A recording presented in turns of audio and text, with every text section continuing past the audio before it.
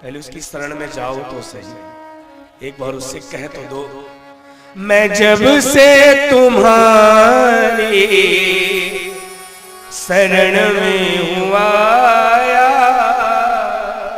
मैं जब से तुम्हारी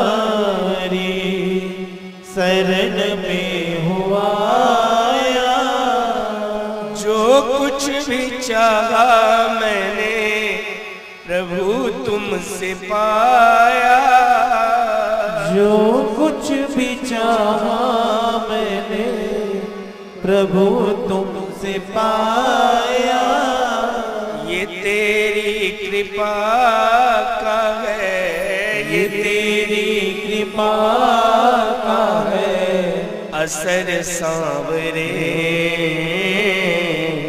कृपा सांवरे, तेरी कृपा सांवरे, कृपा सांवरे, तेरी कृपा सांवरे। अगर मुझको मिलता ना तेरा सहारा, अगर मुझको मिलता ना तेरा सहारा, जाने भटकता मैं कहाँ मारा मारा, जाने भटकता मैं कहाँ मारा मारा, ले लो शरण में अब, ले लो शरण में अब कृपा सांवरे, कृपा सांवरे, तेरी कृपा सांवरे।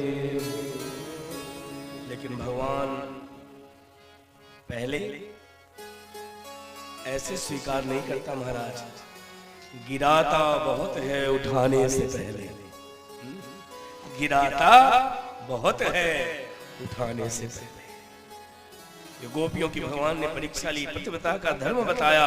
एक गोपी खड़ी हुई तो कहा, कन्हैया तुम बहुत बोल चुके, अब हम थोड़ा सा बोल लें। हाँ बोलो, तुम भी बोलो।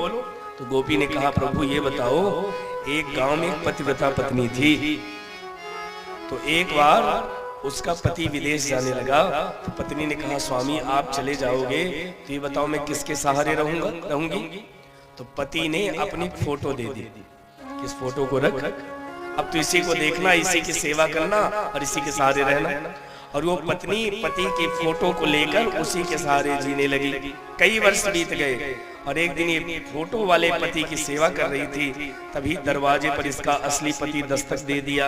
अब बताओ कन्हैया, इसको क्या करना चाहिए? फोटो वाले पति की सेवा करनी चाहिए कि असली पति के लिए दरवाजा खोलना चाहिए? भगवान ने कहा, बड़ी पागल हो, जब असली पति आ गया तो नकली पति की सेवा क्यों करनी?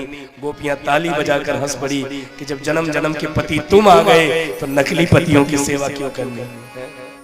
तुम हो एक अगोचर सबके प्राणपति, स्वामी सबके प्राणपति, किस विधि मिला दया में, किस विधि मिलो कृपा में, तुमको मैं कुमति। ओम जय जगदीश हरे। और मीरा ने भी इसी शब्द को कहा, ऐसे वर को क्या वरूं जो जन्मे और मर जाए, बर बरियो घन श्याम जो जासो चुलड़ो अमर भरी जाए। जैसे ये भाव रखा, गोपियों के नेत्रों से झरझर अश्रु गिरने लगे कि तुम तो हमारे जन्म जन्म के पति हो। और जब ये भाव रखा, भगवान ने एक साथ कई रूप धारण कर लिए और सभी गोपियों को भगवान ने हृदय से लगा लिया और गोपियों के साथ भगवान महारास करने लगे। और जैसे ही महारास प्रारंभ हुआ तो पता है गोपियों के मन में अभिमान आ गया। कई बार भगवान को पाने के बाद भी अभिमान आ जाता है। एक बात बताएं महाराज, स्वाभिमानी होना अच्छी बात है, अभिमानी होना अच्छी बात नहीं। अभिमान और स्वाभिमान दोनों में अंतर है। अभिमान कभी व्यक्ति को उठने नहीं देता, ध्यान से सुनिएगा। अभिमान व्यक्ति को कभी उठने नहीं देता और स्वाभिमान व्यक्ति को कभी गिरने नहीं देता। इसलिए स्वाभिमानी होना आवश्यक है, अभिमानी होना आवश्यक नहीं है महाराज। स्वाभिमानी बनिए, स्वावलंबी बनिए। स्वतंत्र होना अलग बात है और स्वच्छंद होना अलग बात है। आज का युवा वर्ग स्वतंत्र नहीं होना चाहता, आज का युवा वर्ग स्वच्छंद होना चाहता है। स्वतंत्रता, अपने बच्चों को स्वतंत्रता दीजिए, लेकिन स्वच्छंदता मत दीजिए। स्वच्छंदता का मतलब एकदम उनको छोड़ मत दीजिए। यहाँ युवा वर्ग भी बैठे हैं, बुरा मत मानना। एक बात मैं माता पिता से प्रार्थना करूं, जिसके बच्चे परदेश में रहते हों उनको अपने बच्चों का ध्यान और ज्यादा रखना चाहिए। नहीं, हॉस्टल में जो बच्चे रहते जरा उनका दर्शन करना जाके 10 बजे रात के बाद। और कई बार माता पिता देखने जाते हैं, फोन करके जाते हैं, तब तो सब बढ़िया व्यवस्था कर लेते हैं। कभी बिना फोन किए जाओ तब असलियत पता चलेगी कि पढ़ रहा है कि क्या कर रहा है। स्वतंत्रता अच्छी बात है, स्वच्छंदता अच्छी बात नहीं है महाराज। भगवान ने देखा कि गोपियों को अभिमान हो गया। एक गोपी ने कन्हैया से कहा, कन्हैया रास करते करते ना मेरे सर दुख, मेरे सर में दर्द हो गया। भगवान ने कहा तो मैं क्या करूं, मेरा सर दबा दो। भगवान सर दबाने लगे। एक गोपी ने कहा, लाला रास करते करते मेरा हाथ दुखने लगा। भगवान ने कहा क्या करूं, हाथ दबा दो।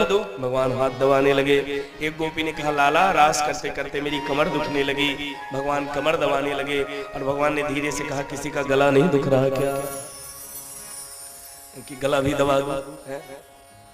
ये गोपियां जब भगवान से ही सेवा लेने लगी, भगवान ने श्री राधा रानी का हाथ पकड़ा और भगवान वहां से चल पड़े। यहाँ राधा का नाम तो नहीं लिखा, लेकिन संकेत किया गया है। भागवत में सुखदेव जी ने 2 नामों का उल्लेख नहीं किया महाराज। हमारे आचार्य जी मूल पाठ कर रहे हैं, उनको पता होगा। 2 नाम भागवत जी में नहीं लिखा है, एक श्री राधा रानी का, एक श्री सुदामा जी का। ये 2 नाम नहीं लिखे भागवत में। राधा रानी का नाम क्यों नहीं लिखा? राधा रानी का नाम सुखदेव जी ने इसलिए भागवत में नहीं लिया क्योंकि राधा रानी का नाम लेते ही सुखदेव जी की 6 महीने की समाधि लग जाती थी। तो सुखदेव जी बड़ा संभल के कथा कह रहे थे। सुखदेव जी ने सोचा यदि मैंने राधा का नाम लिया और 6 महीने की समाधि लग गई तो इसका परीक्षित का क्या होगा, इसके पास तो 7 ही दिन है। इसलिए सुखदेव जी ने राधा का नाम परोक्ष रूप से नहीं लिया, लेकिन अपरोक्ष रूप से बताया।